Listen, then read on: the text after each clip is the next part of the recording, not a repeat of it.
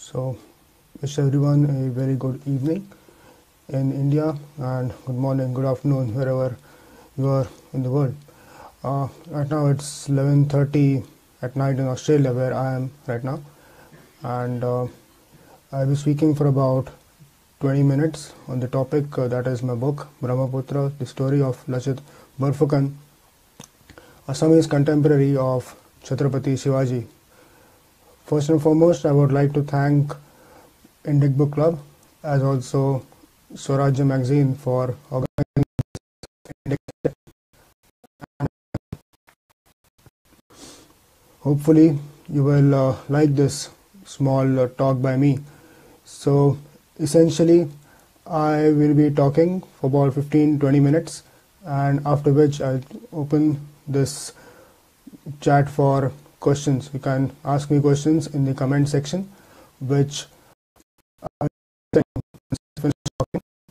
And in case I'm not able to answer them live, then I'll definitely answer them later on in the comment section itself. Right.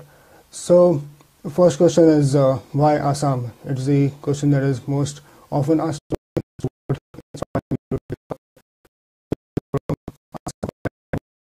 And as I mentioned in the preface to the book also, it was the chance reading of an Amar Chitrakatha when I was, I believe, in 8th or 9th standard. Before that,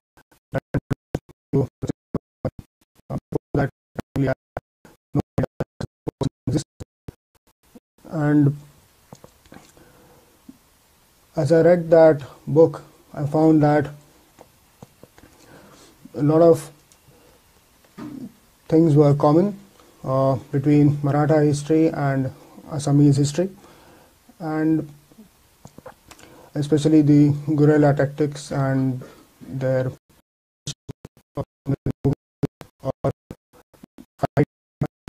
this is the kind of thing that inspired me.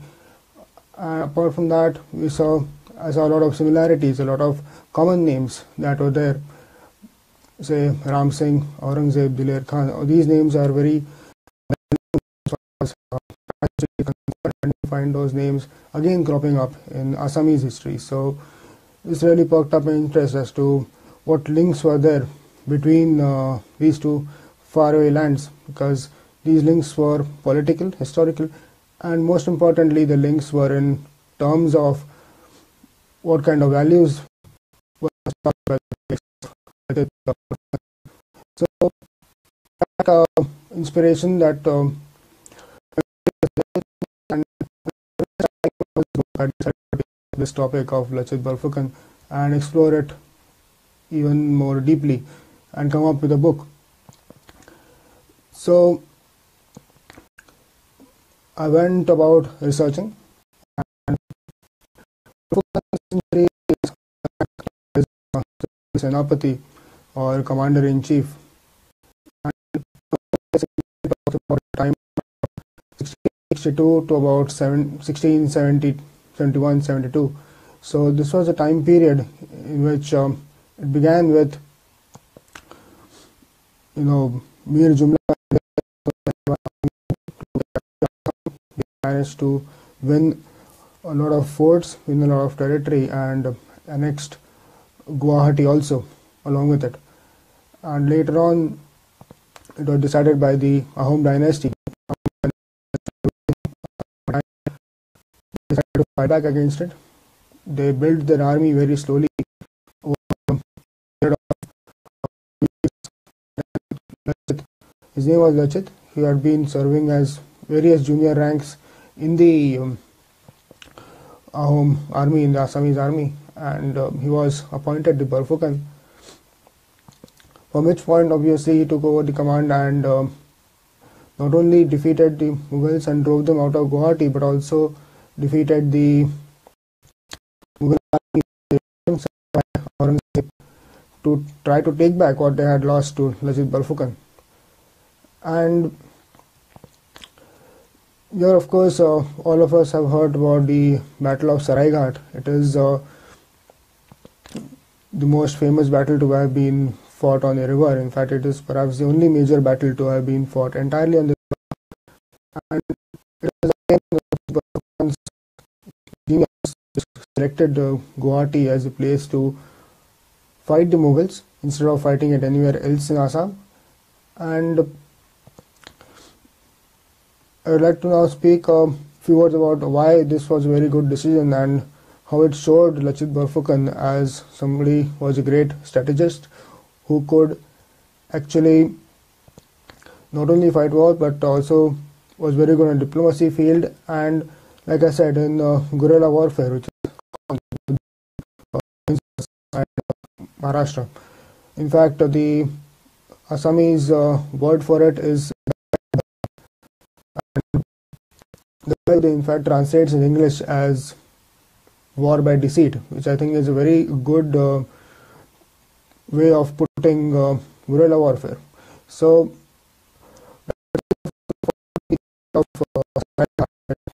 Guwahati, and the reasons were that at Guwahati, this river is really narrow, mountain pass, and which is connecting two plains. So just like how mountain passes have become almost central to many battles, we have the battle, we have the Pawan Khind battle, which was in the pass. We have various battles fought in the Khyber Pass. We have a very famous battle between the Greeks and the Persians again, which was immortalized in that movie called, which is sort of a pass made of water. So it narrowed down a lot, and Lachit Borphukan aimed to trap the Mughals by making them suddenly narrow all their resources into a very small gap of just about 1 mile. The either side of it is about 4 to 5 miles. Also, the flow of the water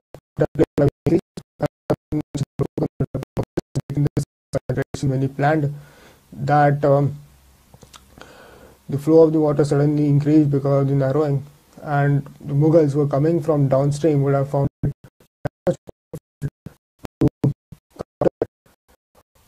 apart from this, he had used many different kind of fortifications, something known as Panigad, which involved putting embankments quickly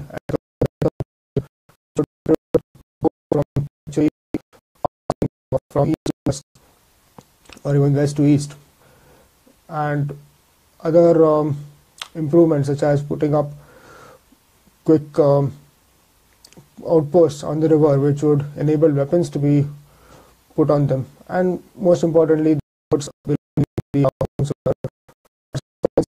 in comparison to the Mughals, which gave them a lot more maneuverability.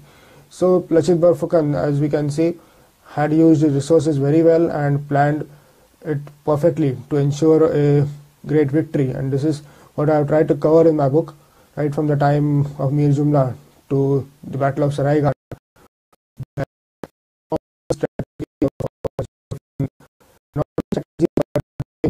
People, because he fought when he was on his sickbed, he would hardly walk, and he showed a great quality of a leader, that is in going and leading from the front. So all these qualities about Lachit Borphukan I found very inspirational, and I have tried to bring them out as much as possible. It has been not a history book as such.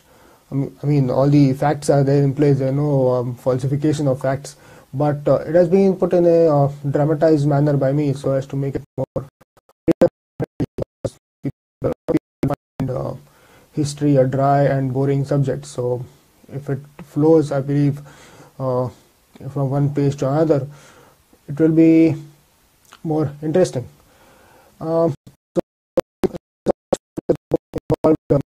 Reading, and I must confess that there are just not books available outside of Assam on this topic.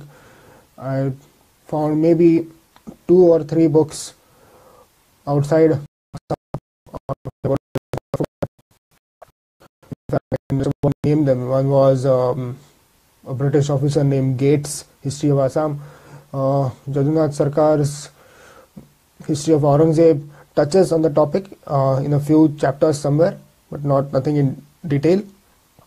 And one book about Assamese history, which I found on the internet, again written by a Bengali author around 1940.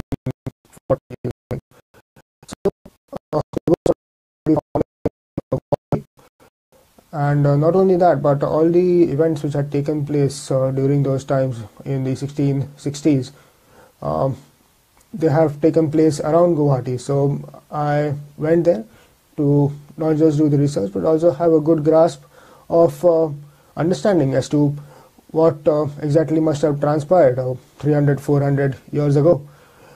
We find it surprising as to how can a battle have been fought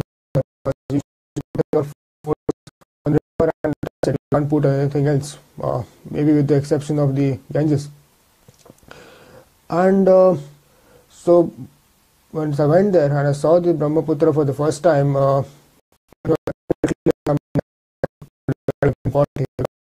river is actually just huge.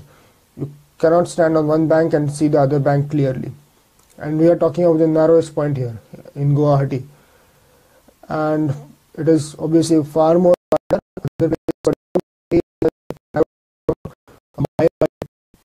It is a huge river actually.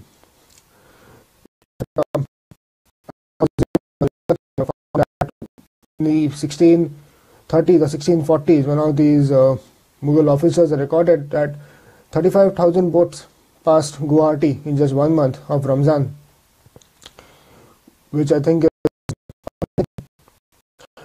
and it shows that actually the river of life in Assam. And so I went there, I talked to people, and another thing I noticed is that the Assamese people have the same kind of adulation for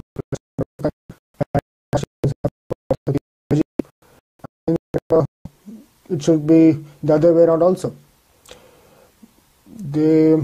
I believe a lot of these traditions which come down are also important apart from your normal formal written history, because I had gone to even just the Assam Bhavan in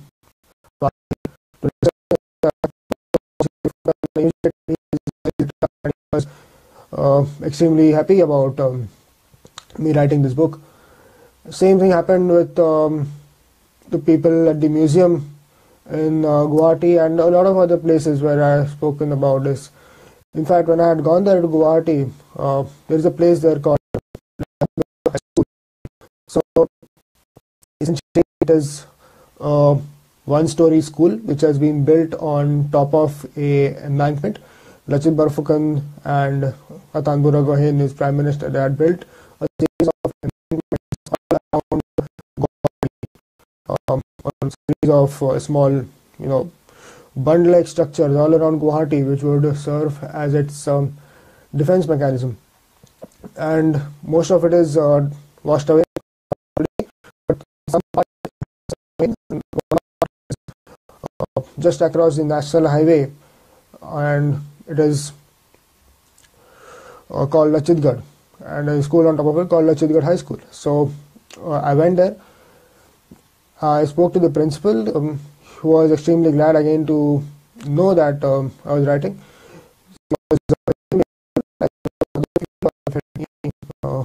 Make this book a success. He told me that yes, this is an old structure, and in fact once I walked on it, I realized that the land on either side was somewhat marshy land, but dried out marshy land. So obviously there was water here at some point of time. So this is a clue to look for and find those clues when you walk around Guwahati. Plus the fort of Itakhuli, which had to be conquered eventually by Ismail Siddiqui by scaling at night and pouring water into the cannons.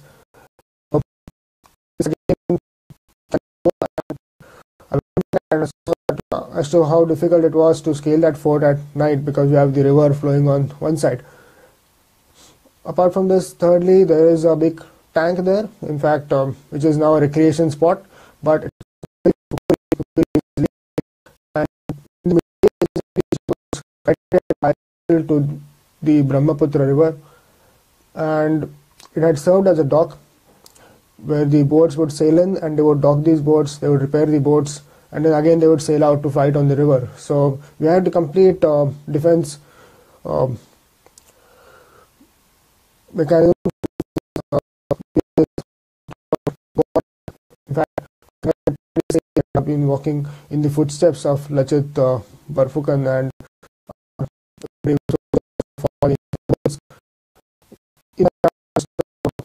10 or 15 kilometers maximum from Guwahati.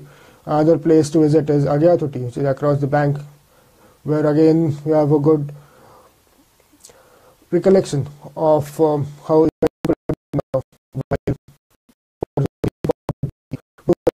so it was an extremely good outing to Guwahati, and apart from just the places where the battles took place, I also found Brahmaputra. In fact, a book called Tarikh-e-Asham, I found it at the Center for Antiquarian and Historical Studies, and so such sources proved to be very, very useful when I started writing Brahmaputra. So that is the reason why how I went about exploring the city and exploring all those spots where the Mughals and the Assamese back in the 1660s. But there had been one as to how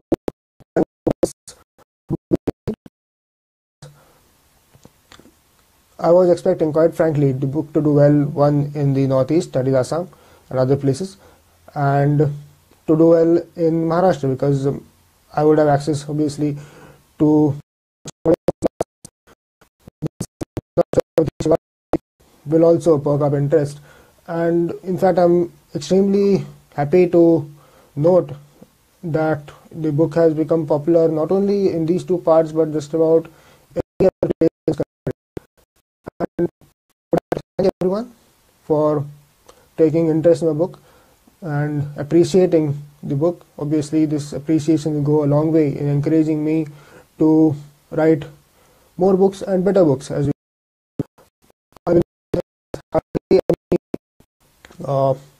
state in the country where at least one or two copies of so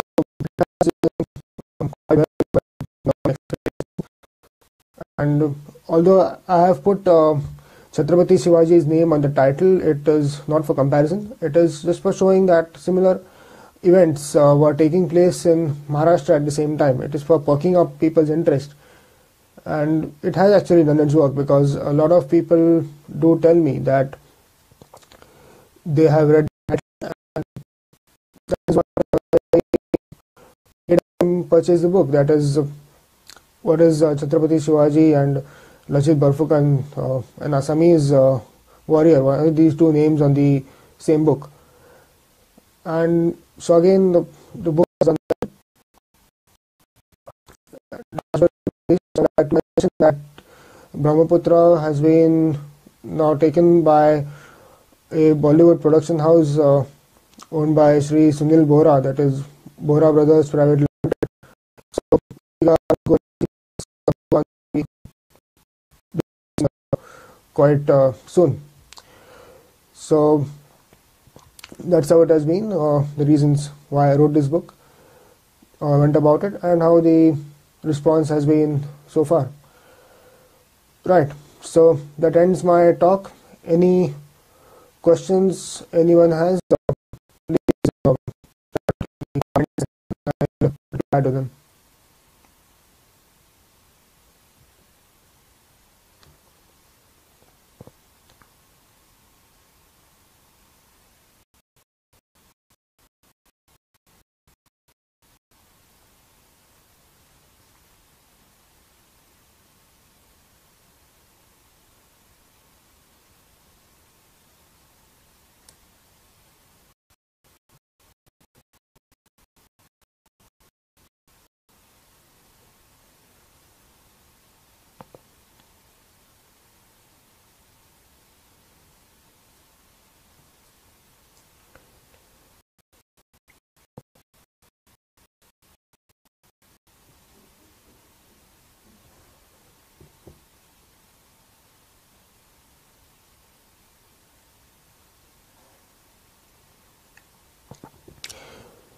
Right.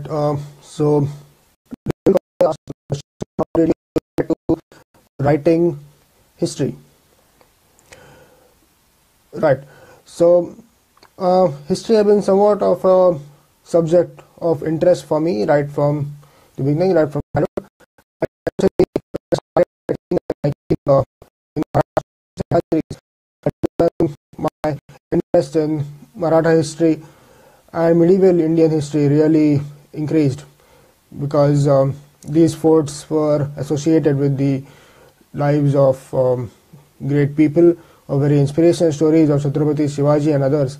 So these forts made me read that history, and as I went even further into the historical events, it became more and more of a favorite topic. So, the trigger had been an Amar Chitra Katha which I had read long back about Lachit Barphukan. And once I read more about Maharashtra's history, more about Maratha history, and realized about guerrilla tactics and all these things as to, and the kind of morals that the Marathas were living on, I realized that there were parallels, at least as far as the reasons that the Ahoms were fighting for against the Mughals. So that made me research more about Assamese history.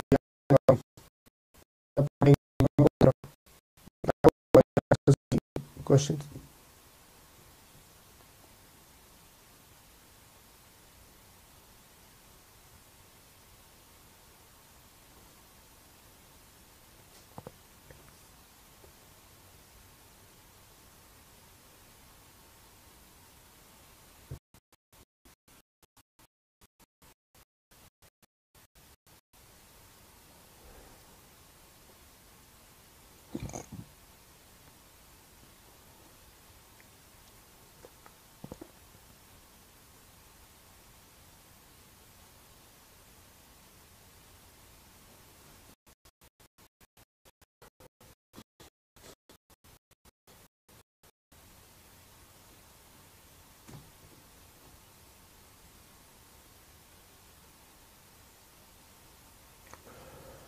Uh, yes, I'm planning to write my next book on Maratha War of Independence, especially and Maharani Tarabai. Nothing been started on that as yet because I'm in Australia for my studies, and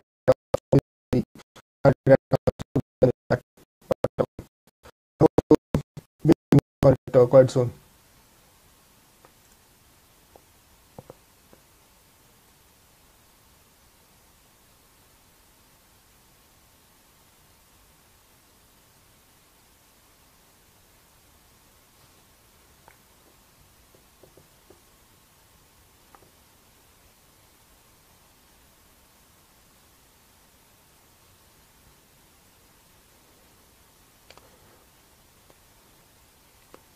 Uh, Thank you. Any other questions?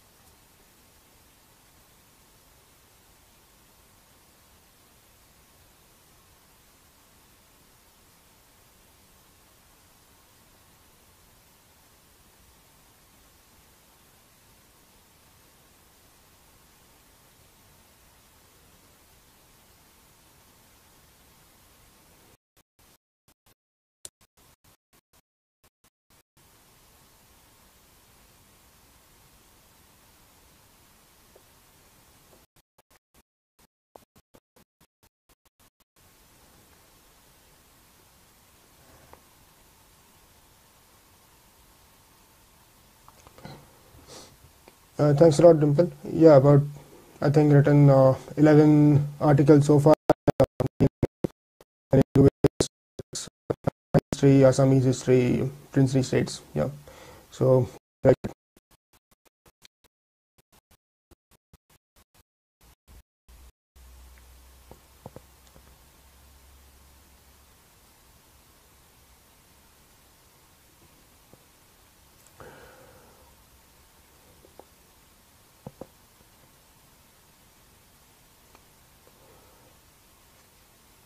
Okay.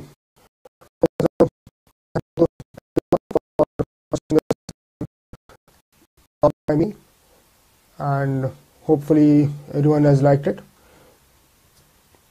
If you have any other questions, feel free to ask them in the comment section. I'll definitely reply. And see you soon for one more, or a few more in fact, FB live sessions. Once again, thanks to Indic Book Club and for books, and hope everyone likes the book too. Thank you and good night.